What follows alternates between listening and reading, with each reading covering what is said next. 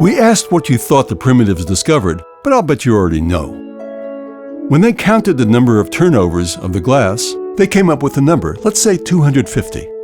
When they did it again, it was 249. And then 251, and then 250 again. In other words, it was pretty much the same every time.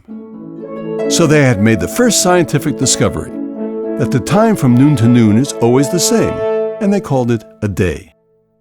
Now, this success led them to ask other questions. For instance, primitive man also noticed that when it got dark, there was another body that appeared in the sky. He called it the moon. He also noticed that as time went by, the moon changed its appearance. Sometimes it was round, and he called that the full moon. But as time went on, it became a half moon, and then a crescent moon, and then finally disappeared altogether. He called that the new moon. And then it would appear again, crescent, half, and finally a full moon again.